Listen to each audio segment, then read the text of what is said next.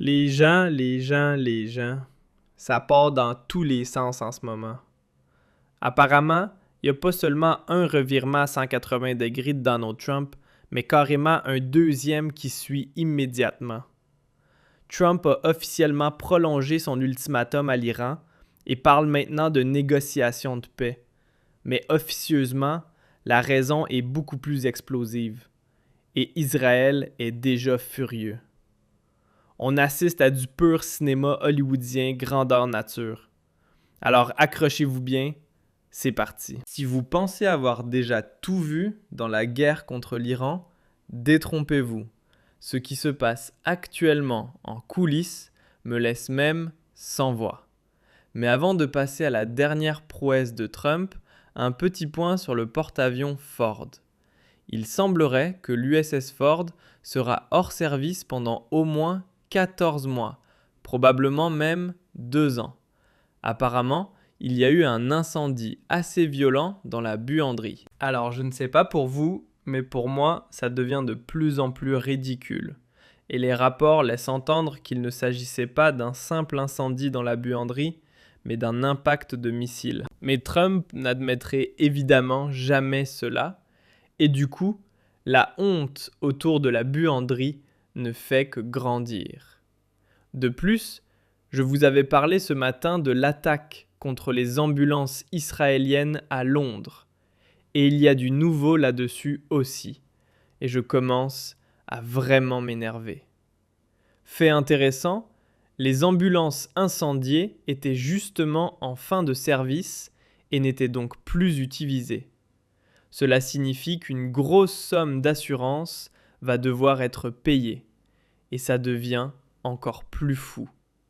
L'attaque contre ces ambulances juives à Londres a provoqué un effet boomerang énorme. Car maintenant, les gens se demandent pourquoi les Juifs à Londres disposent de leurs propres ambulances.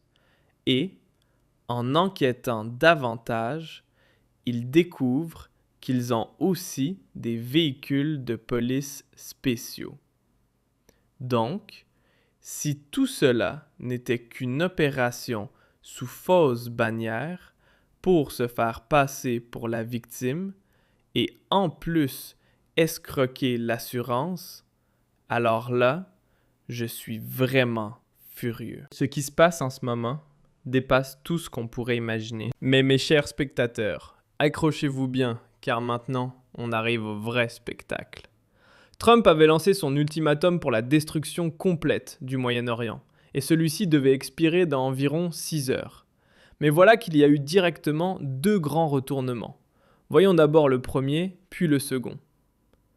Très bonne discussion. Trump prolonge son ultimatum au Mollah. Il commence à avoir des doutes. Le président américain Trump prolonge son ultimatum au régime des Mollahs en Iran et laisse même entrevoir une fin de guerre. Pour la réouverture du détroit d'Ormuz, l'Iran dispose maintenant de 5 jours supplémentaires, a-t-il écrit sur Truth Social. Selon Trump, la raison de cette prolongation, des discussions très fructueuses sur un règlement complet des hostilités. Cela signifie que, si c'est vrai, le président américain pourrait bientôt mettre fin à la guerre. De plus, Trump annonce que l'Iran serait prêt à conclure un accord et affirme que des émissaires américains ont eu des discussions avec un dirigeant iranien respecté. Attendez, je comprends bien? Samedi, Donald Trump menaçait encore l'Iran d'un enfer sur terre et disait qu'il n'y avait plus personne avec qui négocier. Et maintenant, soudainement, les pourparlers de paix se déroulent très bien et on parle d'un règlement complet des hostilités. Mais si les discussions vont si bien, pourquoi avoir prolongé l'ultimatum au lieu de l'annuler complètement? Et le vrai motif, je vais vous le dire dans un instant, parce qu'il est vraiment explosif. Mais d'abord, regardez cette autre déclaration de Donald Trump de ce matin. most respected, and the leader. You know, a little tough. They wiped out everybody. No, not the supreme leader. We, nobody ever. Nobody heard of the second supreme leader. The nobody we have not heard from. The sun, every once in a while, you see a statement made. But we don't know if he's living. But the people that seem to be running it, and they seem that based on really fact, because things, Dave, alter Schwede.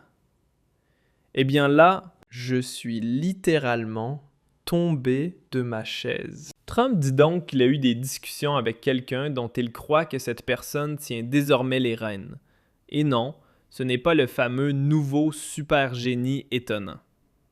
Peut-il s'agir d'un simple stagiaire insignifiant qu'il présente maintenant comme un contact important pour se donner une excuse et ne pas appliquer son ultimatum? Et lorsqu'on lui a posé la question, Trump a ajouté qu'il ne pouvait pas révéler le nom de ce contact iranien, de peur qu'il soit tué. Et devinez ce qui s'est passé ensuite. Un fonctionnaire israélien a indiqué que le haut responsable iranien en question était le président du Parlement, Mohamed Baker Gibav. Et là, laissez-moi vous dire, c'est incroyable. Trump refuse de donner le nom publiquement par peur pour sa vie. Et immédiatement après, Israël publie le nom du contact. Peut-il donc s'agir d'Israël ne voulant pas la paix et ayant mis ce contact en ligne de mire? Parce que cela confirmerait aussi les propos de Joe Kent, ancien chef du renseignement américain. La première étape pour désamorcer la situation doit être de contenir Israël. Sinon, toutes les tentatives de négociation suivront ce même schéma. Le président annonce publiquement une désescalade. Mais Israël continue ses frappes massives pour saboter les négociations et affaiblir la capacité de dialogue. Et c'est exactement ce que nous voyons maintenant, avec la publication par Israël du nom du contact de Trump. Mais mes chers spectateurs, voilà le moment culminant. Sortez le pop-corn. De quelle négociation parle donc Donald Trump? Du côté iranien, c'est tout de suite le démenti. Il n'y aurait aucun contact direct avec Trump, même pas par intermédiaire, rapportent les agences Fars et TASS peu après le tweet de Trump. Hein? L'Iran dit donc que Trump ment et qu'aucune négociation n'a eu lieu? Même les gardes révolutionnaires iraniens ont publié un communiqué affirmant qu'aucune négociation avec l'Amérique n'existe, pas même par intermédiaire. Pire encore, l'Iran commence maintenant à ridiculiser ouvertement Donald Trump. Une délégation diplomatique dirigée par notre missile Khorramshahr 4 mènera ce soir des négociations extraordinaires. Et désolé, même si la nouvelle est terriblement sérieuse, je ne peux m'empêcher de rire. Mais mes chers spectateurs, revenons maintenant au sérieux de la situation. Car voici le vrai motif pour lequel Donald Trump a soudainement prolongé son ultimatum de 5 jours. Fun fact numéro 1. Le nouvel ultimatum de Trump expire dans 5 jours, exactement au moment où les marchés ferment. Fun fact numéro 2. Dans 5 jours, l'USS Tripoli sera en position avec 2000 Marines à bord. Se pourrait-il que Donald Trump mente encore une fois à l'Iran avec de prétendues négociations de paix, juste pour gagner du temps, jusqu'à ce que ses marines soient prêts pour l'offensive terrestre? Et apparemment, l'Iran a déjà compris le stratagème et s'est exprimé très clairement. L'Iran rejette catégoriquement les affirmations de Trump. Il n'y a eu aucun contact direct ou indirect avec le président américain. Les autorités officielles l'accusent de vouloir gagner du temps et affirment que les États-Unis ont arrêté les attaques après l'avertissement clair venant d'Ormuz. Elle qualifie ces déclarations de guerre psychologique et refuse toute représentation d'un processus de négociation. L'Iran prévient. Ormuz ne reviendra pas aux conditions d'avant-guerre tant que la situation continuera ainsi. Donc, il semble que l'Iran ne tombe pas une troisième fois dans le piège des fausses négociations de paix et continuera à bombarder Israël.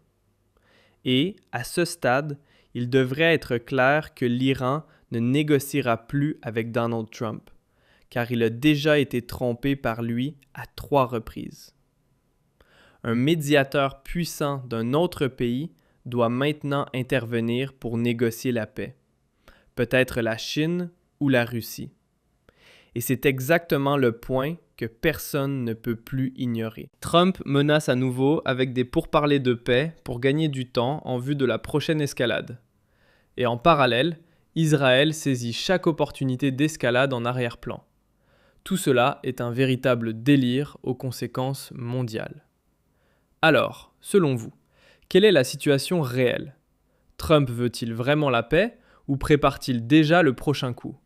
Dites-le moi dans les commentaires. Et si vous voulez voir toute cette escalade sans le filtre des médias mainstream, pensez à vous abonner. Yeah!